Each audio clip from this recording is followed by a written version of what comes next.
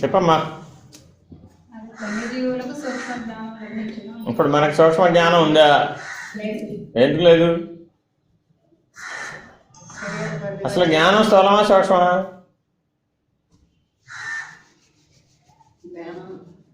జ్ఞానం స్థూలమా సూక్ష్మమా? అతీతమా?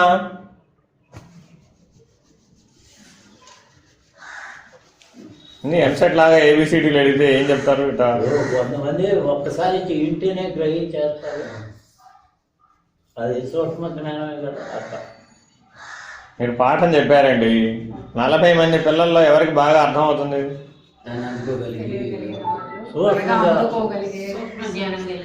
అది సూక్ష్మ జ్ఞానం అంటే. చురుకైన పిల్లాడు. వాటిలో ఏం పని చేస్తాను ఇప్పుడు? ఏది పనిచేస్తుంది? బుద్ధి చురుగ్గా ఉంది, బుద్ధి సూక్ష్మంగా పనిచేస్తుంది. అంటే అర్థం ఏంటి? చెప్పగానే గ్రహించగలుగుతున్నాడు. చెప్పగానే ఎలా గ్రహించగలిగాడు? అదే ఎలా? అక్కడ నువ్వేమన్నా ఆ వస్తువు గురించి తీసుకొచ్చి చూపెట్టావా? వస్తువు గురించి వివరించి చెప్పావు. నువ్వు చెప్పిన వివరణ వాడి లోపల ఎలా రికార్డ్ అయింది? దర్శనంగా రికార్డ్ అయింది. నువ్వు ఏనుగు గురించి వివరించి చెప్పావండి, ఏనుగుని తీసుకొచ్చి చూపెట్టలా, కానీ ఏనుగు మీద వాడికి పూర్తి అవగాహన కలిగింది. అవగాహన బలంగా ఎప్పుడు కలిగింది? ఈ వివరణను వినగానే వాడికి ఏనుగు కనపడింది. వివరణను వినగానే ఏనుగు కనపడిపోయింది. ఏనుగు కనపడగానే ఏమైపోయింది? నిశ్చయాత్మక జ్ఞానం కలిగింది. ఒట్టి జ్ఞానం కాదు, అది నిశ్చయాత్మక జ్ఞానం కలిగింది. శ్రవణం ద్వారా నీకు నిశ్చయాత్మక జ్ఞానం కలగటల్లా. వస్తు నిశ్చయ జ్ఞానం, నిశ్చయాత్మక జ్ఞానం అన్నా వస్తు నిశ్చయ జ్ఞానం అన్నా రెండు ఒకటే. అయితే అక్కడ మీకు ఏమిటట? ఇప్పుడు వస్తు నిశ్చయ జ్ఞానం అనేది నీకు 4 అవస్థల్లోనూ వాడుకోవచ్చు. తుర్యంలో కూడా వస్తు నిశ్చయ జ్ఞానాన్ని వాడుకోవచ్చు. అట్లాగే ఇప్పుడు మీకు ఏదైనా కానీ నిన్ను గురించి నేననేవాడిని తెలుసుకునే ప్రయత్నంలో మీరు ఉన్నారండి. ఈ తెలుసుకునే ప్రయత్నంలో స్థూల శరీరాన్ని దాటితే ఏ శరీరంలోకి వస్తావు? మరి ఆ సూక్ష్మ శరీరం మనలో ఉందా లేదా? ఇప్పుడు తెలుస్తుందా లేదా? ఎలా? ఇప్పుడు ఎలా తెలియబడుతుంది? ఇప్పుడు ఎలా నీకు ఇప్పుడు సూక్ష్మ శరీరం పనిచేస్తుందని నీకు ఎలా తెలుస్తుంది?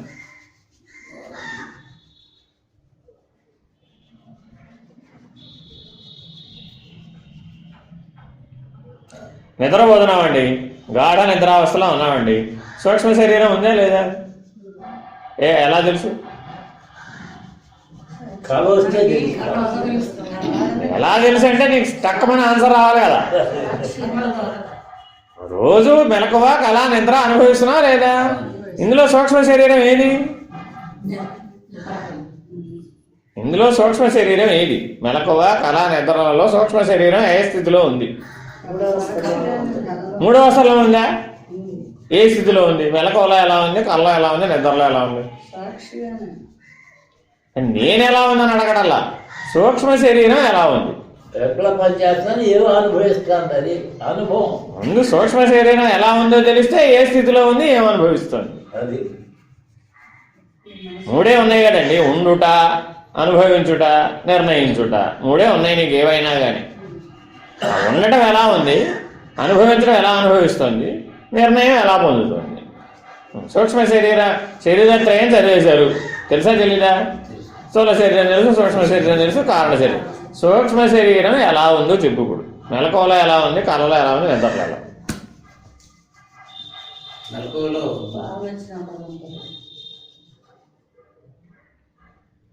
చెప్పాలి, అందరూ పార్టిసిపేట్ చేస్తేనే.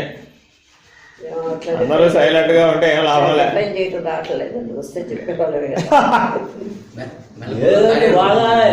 మాట్లాడకపోతే ఈ జ్ఞానం రాదు. తవి వెలికి తీయాల్సిందే. మీకేం తెలిసే చెప్పవలసిందే. చెప్తేనే దాంట్లోనే మిమ్మల్ని మార్పు చేయడానికి వీలవుతుంది. లేకపోతే ఊరికే బోర్లించిన కొండ మీద నీళ్లు పోసినట్టే.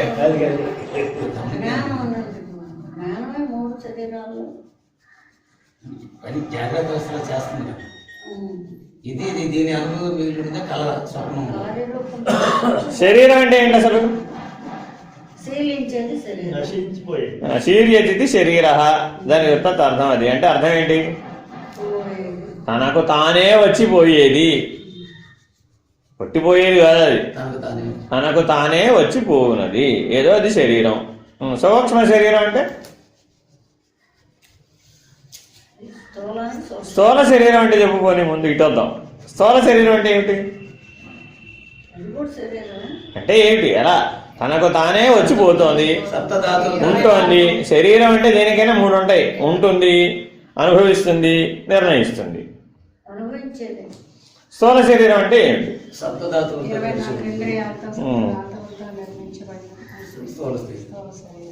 అది నిర్వచనం.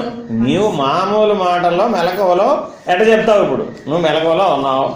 ఇప్పుడు స్థూల శరీరం ఎలా ఉంది, సూక్ష్మ శరీరం ఎలా ఉంది, కారణ శరీరం ఎలా ఉంది, అట్లాగే స్వప్నంలో ఎలా ఉంది, అలాగే నిద్రలో ఎలా ఉంది. మూడవస్థలలో మూడు శరీరాలు ఎలా ఉన్నాయో చెప్పు. స్థూలంలో మన కంటికి కనిపిస్తా మన యొక్క ఆలోచన, మనసు,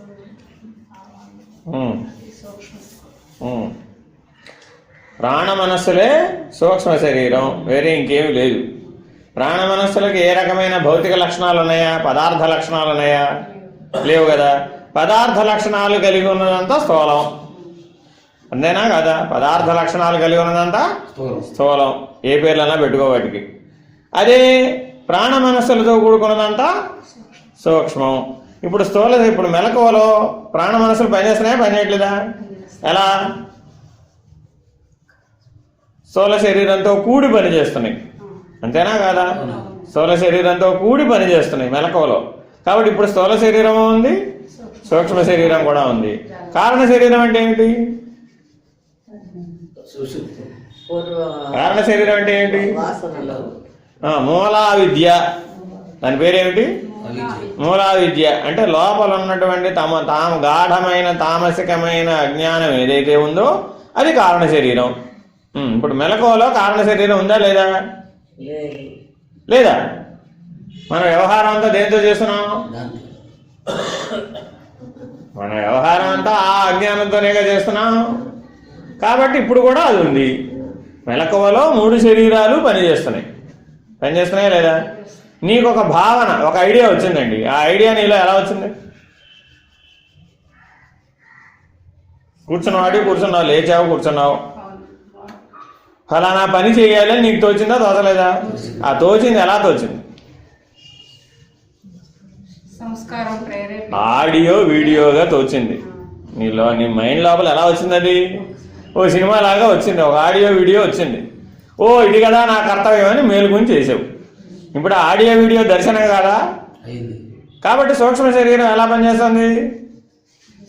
సినిమా వలె, దర్శనం వలె పనిచేస్తుంది. కళ ఎలా వచ్చిపోతుంది? ఆ సినిమా వల్లే వచ్చిపోతుంది. ఆడియో వీడియో ఉన్నాయా లేవా ఇప్పుడు దానికి? కాబట్టి కళలో ఏం పనిచేస్తున్నాయి? కానీ మూడు శరీరాలు మూడు అవస్థల్లోనూ పనిచేస్తున్నాయి. కొన్ని గౌణంగా పనిచేస్తున్నాయి, కొన్ని అప్రధానంగా పనిచేస్తున్నాయి. మెలకువలో స్థూల శరీరం ప్రధానంగా పనిచేస్తుంది, కళలో సూక్ష్మ శరీరం ప్రధానంగా పనిచేస్తుంది, గాఢ నిద్రావస్థలో కారణ శరీరం ప్రధానంగా పనిచేస్తుంది. అర్థమైందండి? అందుకనే ఆ అవస్థలు కూడా అలాగే పేర్లు పెట్టాం. సుషుప్తి అవస్థను ఏమంటున్నాం? అందుకని కారణావస్థ అని అంటున్నాం. అర్థమైందండి? కాబట్టి ఏదైనా సరే జ్ఞానం నీకు స్ఫురించాలి అంటే ఏ రూపంలో స్ఫురిస్తుంది? దర్శనంగా స్ఫురిస్తోంది. దర్శనానికి కళకి తేడా ఏమిటి?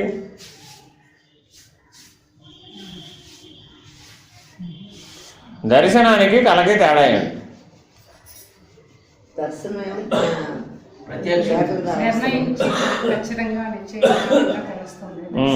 నిర్ణయం, ఒక దాని నుంచి నీకు నిర్ణయాత్మకమైనటువంటి శక్తి, వస్తు నిశ్చయాత్మకమైనటువంటి శక్తి కలిగిందండి, అప్పుడు అది దర్శనం.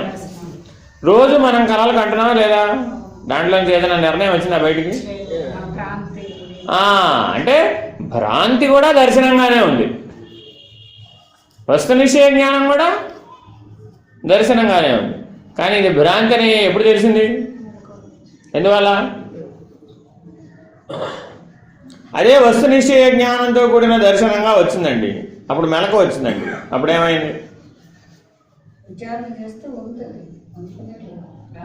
అంటే అవస్థ మారినప్పటికీ కూడా అక్కడ పొందినటువంటి నిర్ణయంలో మార్పు రాలే.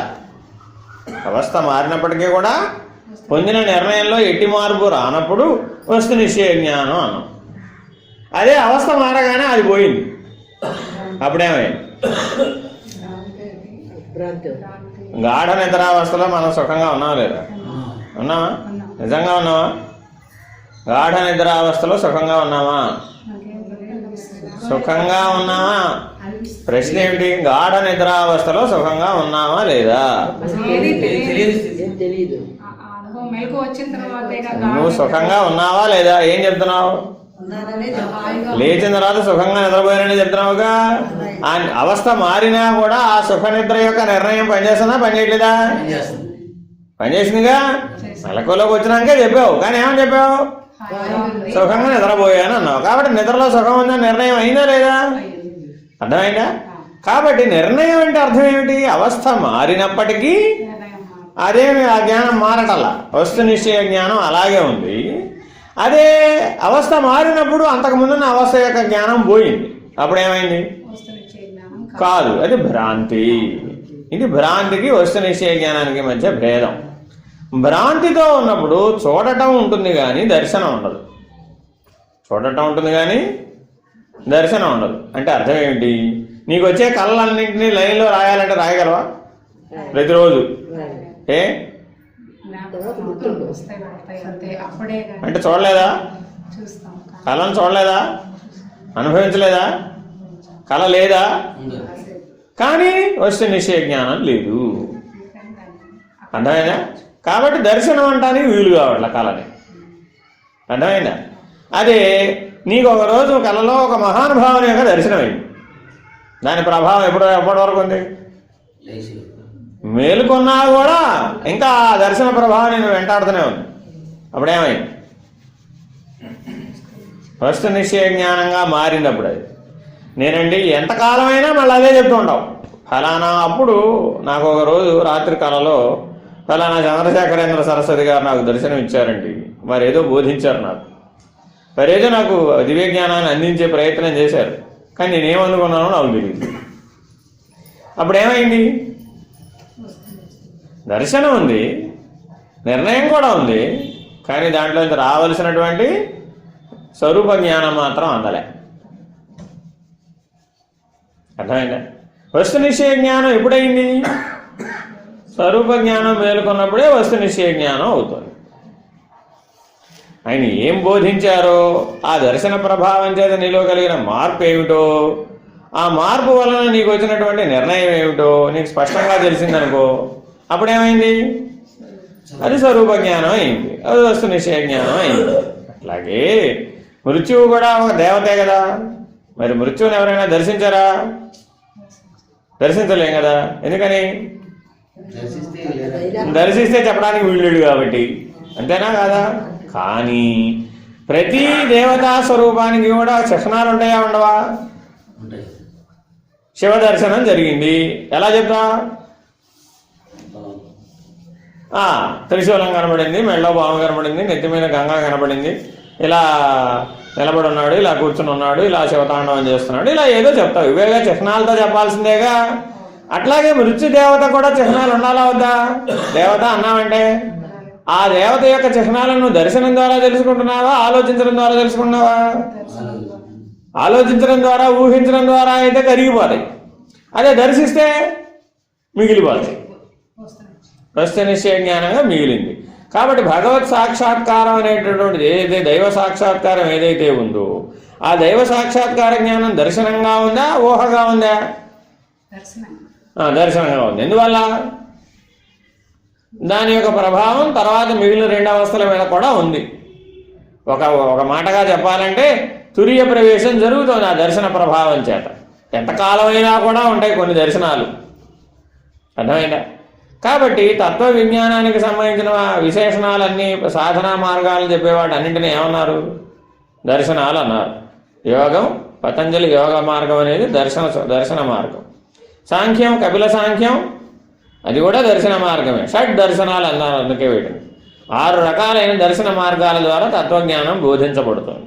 అర్థమైందండి? కాబట్టి మానవుడు అనుసరించవలసినటువంటి జ్ఞాన మార్గ పద్ధతిలో జ్ఞాతం తర్వాత వచ్చేది ఏమిటి? ద్రష్టం. ద్రష్టం తర్వాత ప్రవేశం. ద్రష్టమే లేకుండా సాధ్యమవుతుంది అసలు? సాధ్యం కావట్లేదు. కాబట్టి నీలో సూక్ష్మమైనటువంటి పరిజ్ఞానం మేలుకొంది అని చెప్పాలి అంటే సరి అయిన కొండ గుర్తు ఏమిటి? ఇప్పుడు దర్శన శక్తి ఆవిర్భవించడమే దానికి గుర్తు అన్నమాట. అలా దర్శన శక్తి ఆవిర్భవించినటువంటి వాళ్ళు కొంతమంది ఎవరైతే ఉన్నారో వాళ్ళకి మృత్యుదేవత యొక్క చిహ్నాలు ఇలా వాళ్ళు దర్శిస్తున్నారని చెప్తున్నారు. అది విషయం. ఇప్పుడు చదువు. మృత్యువు ఆసన్నమైనప్పుడు కొన్ని జీవులకు సూక్ష్మ జ్ఞానము లభించును. సూక్ష్మలోకములకు వెళ్లే ముందు సూక్ష్మానుభూతులు వాటికి అవే కలుగును. ఎప్పుడైనా నీకు కళలో స్వర్గం వెళ్ళినట్టు కనుగొన్నావా లేదా? కళ్ళలో స్వర్గం అనుభూతికి వచ్చిందా రాలేదా? వచ్చే అవకాశం లేదా? సినిమాలో చూసిన స్వర్గం వస్తుందట. సినిమాలో చూసిన స్వర్గం కాదు, భౌతికంగా సినిమాలో చూసిన స్వర్గం కాదు. మనకి దర్శనంగా ఎప్పుడైనా అలాంటివి కలిగినాయా? అవునా కదా? 14 లోకాలు ఉన్నాయి అంటున్నావా లేదా? ఈ 14 లోకాలకు సంబంధించిన అనుభూతి ఎలా కలుగుతుందంటే ఇప్పుడు దర్శనంగా కలుగుతుంది. అది సూక్ష్మ ప్రపంచం అంటే, అది సూక్ష్మ శరీరం అంటే. ఎవరైతే స్థూలాన్ని అధిగమించినటువంటి వాళ్ళు ఉంటారో వాళ్ళు ఈ సూక్ష్మ శరీరాన్ని ఈ రకంగా 14 లోకాలలోనూ ప్రయాణింపజేయగలిగేటటువంటి సమర్థత కలిగి ఉంటారు. వాళ్ళకు ఆ రకమైన దర్శనం కూడా ఉంటుంది. అలా చూడగలిగే శక్తి వల్ల వాళ్ళు అనేక దివ్య లోకాలను చూడగలుగుతున్నారు, అనేక దేవతా స్వరూపాలని దర్శించగలుగుతున్నారు, అనేకమైనటువంటి ఇంద్రియాధిష్టాన దేవతలను తెలుసుకోగలుగుతున్నారు. అలా తెలుసుకునే వాటిలో మృత్యుదేవత కూడా ఒక ఇంద్రియాధిష్టాన దేవతే కదా. ఆయా ఇంద్రియాధిష్టాన దేవతా దర్శన పద్ధతిగా ఈ మృత్యుదేవత యొక్క దర్శనాన్ని ఈ రకంగా పొందుతున్నాడని చెప్తున్నాడు.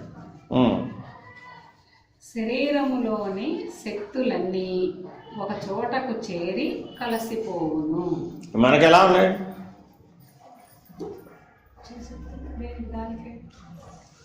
మనకి ఎలా ఉన్నాయి? ఇప్పుడు శరీరంలోని శక్తులన్నీ విడివిడిగా ఉన్నాయి, ఒక దగ్గర కేంద్రీకరించబడి లేవు. అవునా? ఎప్పుడైనా ప్రాణావశిష్టమైనటువంటి నీరసం వచ్చిందా? 4 రోజులు లంకణం ఉన్నామండి, ఏమవుతావు? వస్తుందా? ఎప్పుడన్నా మనకు అనుభవంలో ఉందా? ఏ అందుకనే ఉపాసన ద్వారా అలాంటి స్థితిని కల్పిస్తారన్నమాట. అప్పుడు శక్తులన్నీ ఏమైపోతాయి? ఎలా? 4 రోజులు లంకడం ఉన్నామండి, అప్పుడు నీకు అనుభూతి ఎలా ఉంటుంది? స్థూలంగా చెప్తున్నావు, సూక్ష్మంగా ఎలా ఉన్నావు? వెనక్కి తీసుకోవడం, వెనక్కి తీసుకోవడం, వెనక్కి తీసుకోవడం, వెనక్కి తీసుకోవడం, వెనక్కి తీసుకోవడం. ఎందుకని? ఇంక వ్యవహరించే శక్తి లేదు. వ్యవహరించే అశక్తత రాగా రాగా రాగా రాగా ఏమైపోతాడు? వెనక్కి తీసుకుని వెనక్కి తీసుకుని వెనక్కి తీసుకుని కేవలం ఒక దగ్గర ఒక భ్రూమధ్యంలో కేంద్రీకరించుకొని కొద్దిపాటి ప్రాణ వ్యాపారాన్ని మాత్రమే కలిగి ఉంటాడు. లేవరా అంటే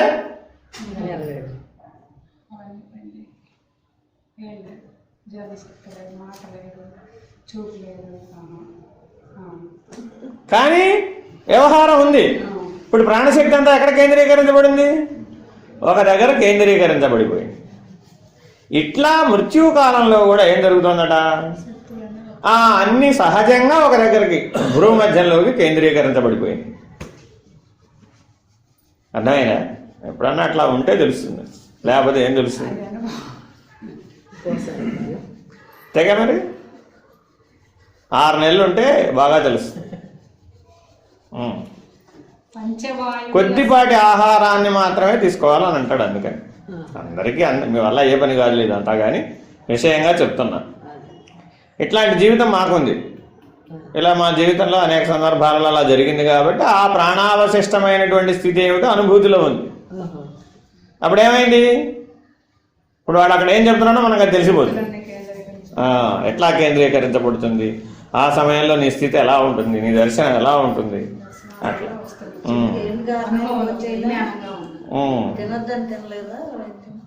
నీలాంటి వాళ్ళే తినద్దన్నారు.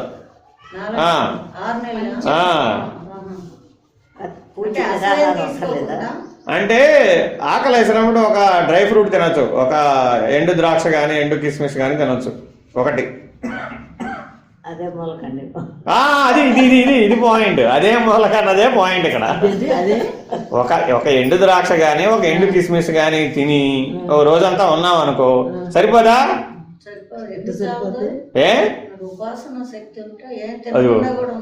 అది అంటే ప్రాణాన్ని ఆహారంగా భుజించేటటువంటి యోగ మార్గాన్ని అనుసరించిన వాళ్ళు కూడా ఉన్నారు, అది వేరే విషయం. సరే, ఏదేమైనప్పటికీ కూడా నీకు ఆ శక్తులన్నీ ఇట్లా వెనక్కి తీసుకోవడం అనే విరమణ అనేటటువంటిది నీకు అనుభూతిలోకి రావాలి. వస్తే ఏమవుతుంది? ఆ దర్శన శక్తి వస్తుంది. అది అట్లా ఉంటే ఇక ఊరికే రెస్ట్ గా ఉండాలి. మామూలు daily day to day routine ఇంకేం లేదు, బెడ్లో పడుకోవడమే. అదేం అక్కర్లా, కొద్దిపాటి కదలికలే ఉంటాయి, పూర్తిగా కదలకుండా ఏం ఉండడు. పంచవాయువుల శక్తులు భృకుటి కేంద్రమునకు చేరుకొనును. అదిరా సంగతి. ఇది ప్రాణ ప్రయాణ సమయంలో జరిగేటటువంటి పద్ధతి. ఇప్పుడు మనం చెప్పే ఉపాసనా పద్ధతిగా అట్లా చేరదు, కానీ చేరినట్లుగా దర్శనం కలుగుతుంది నీకు. అదే మృత్యుదేవత వచ్చినప్పుడు మాత్రం ఏమైపోతుంది? ఇంకా వెనక్కి రాదు, తిరిగి రాని మార్గం అన్నమాట. ఇది వెనక్కి వెళ్ళిపోతూ ఉంటుంది. ఎట్లా వెళ్ళిపోతుంది అంటే పంచప్రాణాలు కూడా ఆ భృకుటి కేంద్రానికి కేంద్రీకరించబడతాయి. ఎందుకని? భృకుటికి ఎందుకు కేంద్రీకరించబడతాయి? ఆజ్ఞాచక్రం జీవస్థానం, ఆజ్ఞాచక్రమే జీవుడికి స్థానం కాబట్టి ఆ జీవస్థానానికి కేంద్రీకరించబడతాయి. రెండు కనుబొమ్మల మధ్య రక్తవర్ణ కాంతి ప్రకాశించును, నేత్రములు నాసిక వైపుకు అంటే అర్థమైంది. చూడలేడు, కళ్ళు తిరిగిపోతాయి. వీళ్ళు చూసి చెప్తారు అదే చనిపోయాడని చెప్పడానికి ఏం చేస్తారు? ఐ బాల్ తిరిగిపోయింది. ఎటువైపు తిరిగిపోయింది? ముక్కు వైపుకి తిరిగిపోతుంది అనమాట. అవి వాటి స్థానంలో ఉండవు అనమాట. కనుగుడ్డు కదలికలు రెమ్ ఉండదన్నమాట. ర్యాపిడ్ ఐబాల్ మూవ్మెంట్ అనేది ఉండదన్నమాట. రెండు కనుబొమ్మల మధ్య రక్తవర్ణ కాంతి ప్రకాశించును, నేత్రములు నాసిక వైపుకు వాలును, క్రమముగా తలపై కాంతి మండలము ఏర్పడును. ఇదిట మృత్యుదేవతని ఆవహించేటప్పుడు ఈ శరీరంలోంచి నిర్గమించే విధానం చెప్తున్నాడు. ఆ నిర్గమనం ఎలా జరిగిందట? ఇప్పుడు తలపై ఓ కాంతి మండలం ఏర్పడుతుంది. అది ఎలా ఏర్పడింది? నీలో ఉన్న చైతన్యం నిర్గమించేస్తుంది. అప్పుడు చైతన్యానికి సహజ ధర్మం ప్రకాశం కదా, ఆ ప్రకాశ లక్షణం తలపైన చేరింది.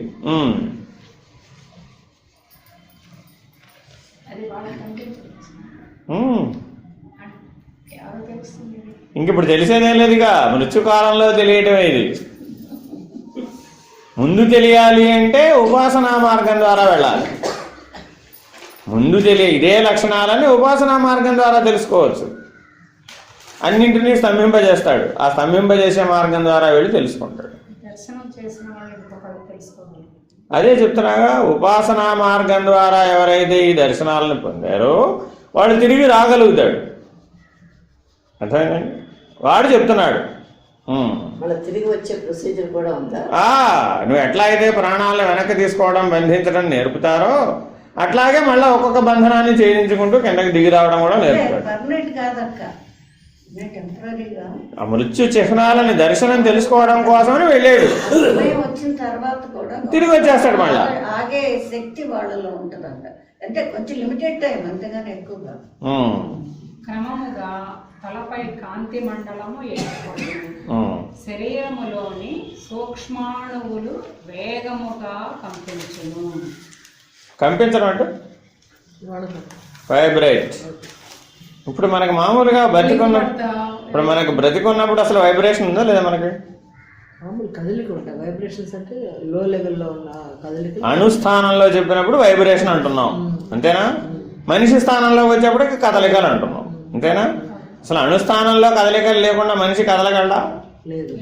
కదలలేడుగా.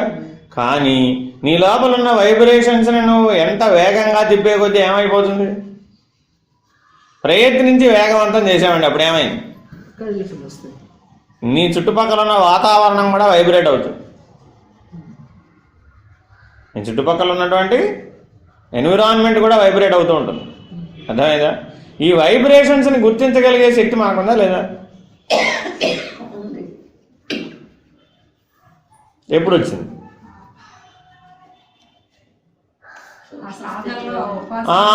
స్థూలాన్ని దాటి సూక్ష్మమైనటువంటి పరిజ్ఞానం ఎవరికైతే ఉందో వాడు ఎక్కడికైనా అక్కడికి రాగానే వాడికి వెంటనే ఆ ప్రకృతి అక్కడ ఉన్నటువంటి వైబ్రేషన్స్ ద్వారా వాడికి తెలియజెప్తుంది. పాజిటివ్ ఎనర్జీయా, నెగిటివ్ ఎనర్జీయా, వాడిని వాడు ఎట్ట కాపాడుకోవాలి, వాడిని వాడు ఎట్ట జాగ్రత్తగా ఉంచుకోవాలి. ఇట్లా స్థూలాన్ని అధిగమించినటువంటి సూక్ష్మ పరిజ్ఞానంలో సాధకుడు ఉండాలి. ఇది యథావత అదంతా చెప్పే విషయం ఏమిటంటే మనం ఎప్పటికైనా స్థూలాన్ని అధిగమించాలా వద్దా? ఆ అధిగమించి ఈ వైబ్రెంట్ మోడ్లో ఉండాలన్నమాట మనం. అర్థమైందండి? తద్వారా సమస్త జీవులని అప్పుడు పాత్రలు కనపడవు నీకు. భార్య, భర్త, పిల్లలు కనపడరు. ఎలా కనపడతారు? జీవులుగా కనపడతారు. అర్థమైందా? జీవ శరీరం కనపడదు. ఆ దాంట్లో ఉన్నటువంటి ప్రాణిక్ బాడీలో ఏర్పడుతున్నటువంటి సూక్ష్మ శరీరంలో ఏర్పడుతున్న వైబ్రేషన్స్ని మాత్రమే గమనిస్తాడు. ఇంకొంచెం ఎదిగి మనోమయ దేహంలో ఏర్పడుతున్నటువంటి వైబ్రేషన్స్ని మాత్రమే గుర్తిస్తాడు. ఇంకా ఎదిగి బుద్ధి అనేటటువంటి పరిస్థితిలో ఏర్పడుతున్న వైబ్రేషన్స్ని మాత్రమే గుర్తిస్తాడు. ఇవన్నీ కదులుతున్నాయిగా. ఆ కదలికలన్న ప్రతిదానికి వైబ్రేషన్ ఉంటుంది. నువ్వు ఎంతగా ఈ వైబ్రేషన్ అనే మెథడాలజీ మీద లోపలికి వెళ్ళిపోతూ ఉంటావో అంతగా ఈ సూక్ష్మ శరీరంలో నీకు ప్రయాణం, అనుభూతులు కలుగుతూ ఉంటాయి. ఇవాళ అందరూ ఈ వైబ్రేషన్ మీదే పెద్ద రీసెర్చ్, విజ్ఞానం కూడా ఒప్పేసుకుంది ఈ వైబ్రేషన్ గురించి. అయితే దాన్ని అనేక రకాల మార్గాల ద్వారా అందించే ప్రయత్నం చేస్తున్నారు. అక్కడ మీకు ఆ చిహ్నాల గురించి చెప్పే పద్ధతిలో సూక్ష్మ శరీర పరిజ్ఞానాన్ని అందించే ప్రయత్నం చేస్తున్నారు. ఆ అణు సముదాయము ఘనీభవించి ఆకృతిని పొందును. అదిటా సంగతి. అప్పటి వరకు స్థూల శరీరాకృతిని మాత్రమే నేను అనుకున్నటువంటి నువ్వు దాంట్లోంచి వేరు పొందావు. నేను వేరైపోయింది. వేరైపోయి సూక్ష్మ రూపాన్ని ధరించేశాడు. ఇక అది ఎటువంటిదట? ప్రకాశవంతమై ఉన్నది, కానీ మలినాలకు కూడి ఉంది. అర్థమైందండి? అదే వాసనామయ దేహం అని అంటున్నాం. ఈ వాసనామయ దేహం సూక్ష్మ రూపాన్ని సంతరించుకుంది. సంతరించుకోగానే నేను విడిపోయినాయి.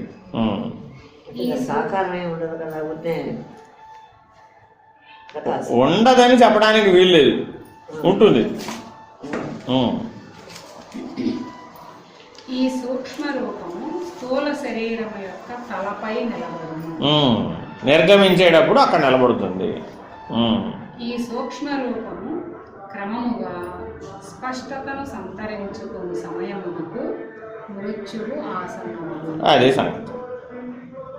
ఏ రకమైనటువంటి వాసనాబల ప్రేరణతో అప్పుడు ఉన్నటువంటి చైతన్యం, జీవాత్మ దాని ఆ ప్రభావితమై లోబడిపోయి ఆ రకమైన ముసుగుకి లోబడి, ఆ రకమైన పరిమితానికి లోబడి ఆ రూపాన్ని సంతరించుకున్నటువంటి పూర్ణమైన స్థితి రాగానే ఇందులోంచి విడుదలైపోతుంది.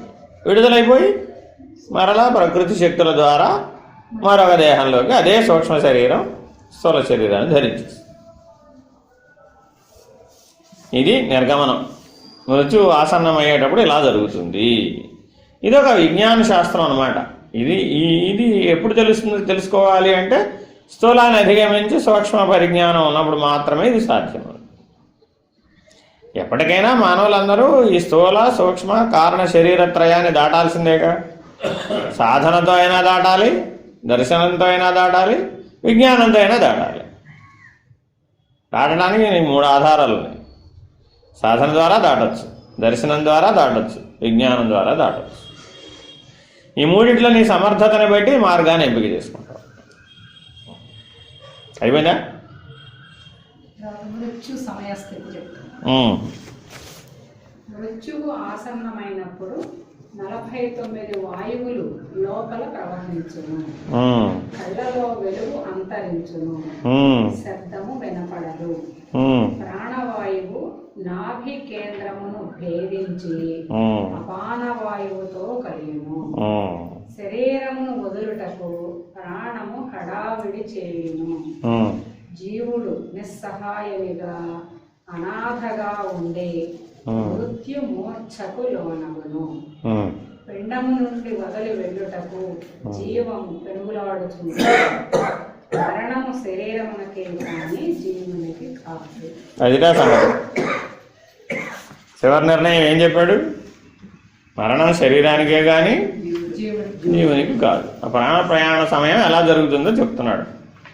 ఎలా కదిలిపోతూ ఉంటాడు, ఎలా ధారకం ఆగిపోతుంది, ఎలా ఆ పనిముట్లు పనిచేయడం అని ఎట్లా ఆగిపోతుంది, అట్లాగే నాభి కమలం దగ్గర ఉన్నటువంటి బంధనం తెగిపోయి అపానవాయువు ప్రాణవాయువుతో చేరిపోయి అది సమానంలో కలిసిపోయి ఉదానవాయువును సమీకరించి వ్యానవాయువుతో ద్వారా నిర్గమిస్తుంది.